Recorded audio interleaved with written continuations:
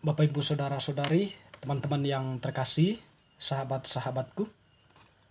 Pada kesempatan ini marilah kita kembali bersama-sama lagi mendengarkan sabda Tuhan. Sabda Tuhan yang hendak kita dengar kita ambil dari Penginjil Yohanes bab 10 ayat 22 sampai 30. Yesus ditolak oleh orang Yahudi. Tidak lama kemudian tibalah hari raya pentahbisan Bait Allah di Yerusalem. Ketika itu musim dingin, dan Yesus berjalan-jalan di Bait Allah di serambi Salomo. Maka orang-orang Yahudi mengelilingi dia dan berkata kepadanya, "Berapa lama lagi engkau membiarkan kami hidup dalam kebimbangan? Jikalau engkau Mesias, katakanlah terus terang kepada kami." Yesus menjawab mereka, "Aku telah mengatakannya kepada kamu, tetapi kamu tidak percaya. Pekerjaan-pekerjaan yang kulakukan dalam nama Bapa-Ku, itulah yang memberikan kesaksian tentang Aku. Tetapi kamu tidak percaya, karena kamu tidak termasuk domba-dombaku. Domba-dombaku mendengarkan suaraku, dan Aku mengenal mereka, dan mereka mengikut Aku. Dan Aku memberikan hidup yang kekal kepada mereka, dan mereka pasti tidak akan binasa sampai selama-lamanya. Dan seorang pun tidak akan merebut mereka dari tanganku.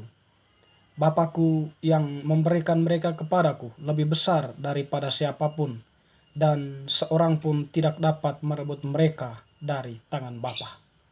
Aku dan Bapa adalah satu." Demikianlah sabda Tuhan, terpujilah Kristus. Bapak Ibu Saudara-saudari, teman-teman yang terkasih dalam Tuhan, bacaan yang telah kita dengarkan tadi menampilkan bagaimana orang bisa mengenal Yesus atau mengenal Allah. Pertanyaan orang-orang Yahudi sebenarnya merupakan pertanyaan yang menjebak. Pertanyaan mereka, "Janganlah membuat kami berada dalam kebimbangan. Jikalau engkau Mesias, katakanlah." Yesus tidak memberikan jawaban yang implisit kepada mereka atau memberikan jawaban yang terang kepada mereka, atau dengan mengatakan, "Memang aku adalah Mesias," tetapi Yesus menunjukkan atau menjawabnya dari sisi yang lain.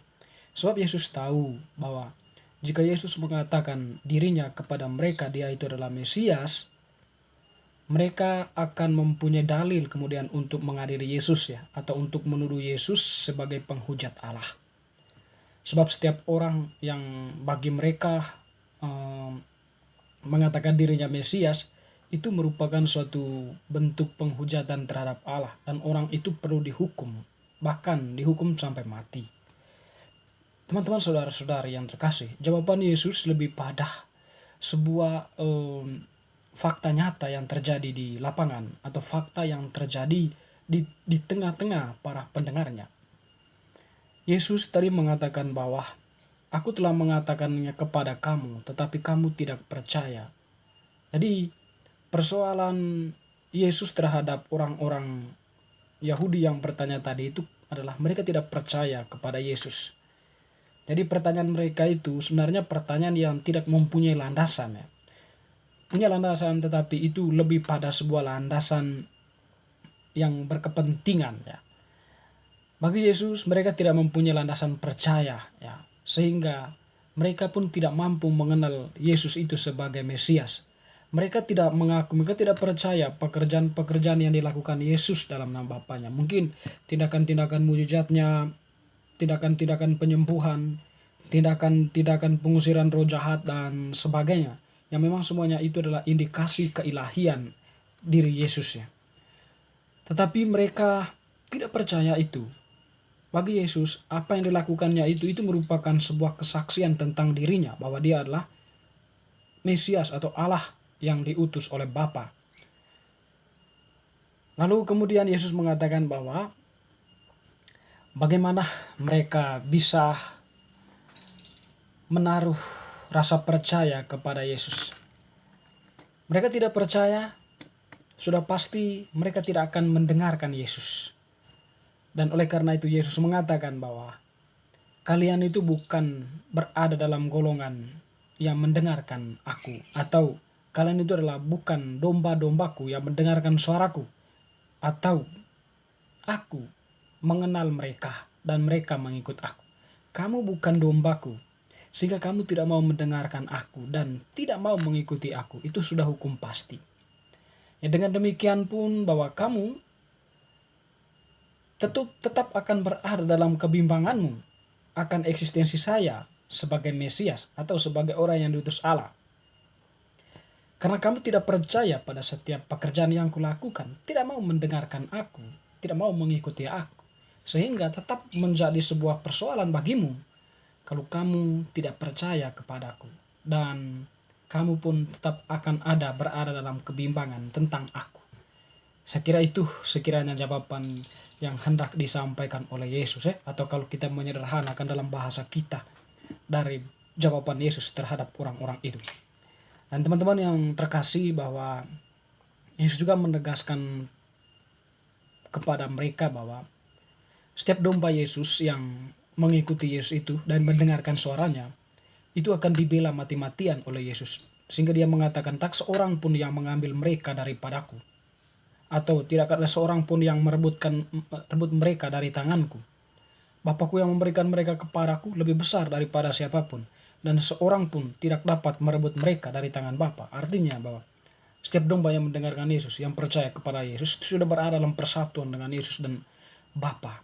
Sehingga eksistensi mereka itu merupakan sebuah eksistensi keilahian, ya, atau berada dalam sebuah lingkaran yang diwarnai oleh keilahian atau pancaran cahaya keilahian dari Bapa dan Yesus, ya. Sehingga mereka itu kemudian sungguh-sungguh percaya kepada Yesus dan mengikuti Yesus serta melakukan apa yang menjadi kehendak Yesus. Teman-teman, saudara-saudari yang terkasih, mungkin kita kalau kita berada dalam kebimbangan dan keraguan itu bertanya-tanya lagi tentang Allah, ya. Eksistensi Allah. Istimewa ketika kita berhadapan dengan persoalan hidup kita, ya, yang tak kadang tidak menemukan solusinya. Sehingga kita pun bertanya-tanya, apakah Allah itu ada? Apakah Allah itu mau membantu saya untuk memecahkan persoalan ini? Sahabat-sahabatku yang terkasih, pertanyaan itu sekiranya ya sama juga dengan pertanyaan orang-orang tadi, orang-orang Yahudi, ya. Bahwa mereka itu sebenarnya tidak menaruh percaya. Walaupun kita ini sudah dibaptis, kalau kita tidak percaya sesungguhnya terhadap Yesus, ajaran-ajarannya, pekerjaan-pekerjaannya, atau penjelasan-penjelasannya tentang arti hidup itu, dan melakukan apa yang menjadi kehendaknya dalam kehidupan kita, tentu kita akan merasa bahwa Tuhan itu tidak ada untuk kita. Atau sebenarnya bahwa ketika kita itu berada dalam persoalan, kita itu menuntut Allah untuk sesegera mungkin menyelesaikan persoalan kita. Kita sama saja orang-orang seperti itu, ya, yang mendesak Tuhan untuk memberikan jawaban yang secepatnya gitu.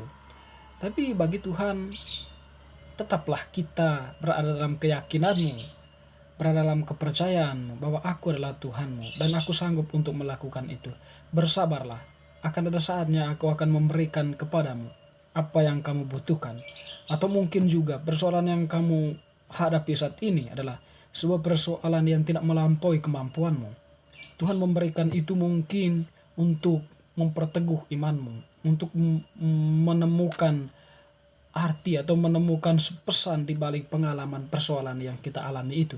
Mungkin saja Tuhan hendak menegur kita di dalam pengalaman-pengalaman itu, atau hendak memberikan suatu pesan untuk kita. Ya, tentu di sini Tuhan hendak menuntun kita untuk merefleksikan hidup, atau untuk tetap berdoa, berpegang teguh kepadanya, dan meneguhkan harapan kita bahwa ada saatnya Tuhan akan memberikan yang terbaik untuk kita. Tuhan mencobai kita tidak melampaui kemampuan kita. Teman-teman, saudara-saudariku yang terkasih, semoga bacaan hari ini meneguhkan iman kita, teristimewa kepercayaan kita kepadanya.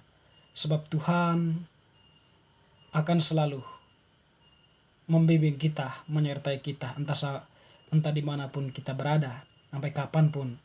Yang terpenting kita tetap percaya kepadanya bahwa Dia adalah Tuhan kita, bahwa Dia adalah Allah, Juru Selamat kita, yang menyelamatkan kita, yang menghendaki kita untuk masuk dalam kehidupan yang kekal. Amin. Semoga.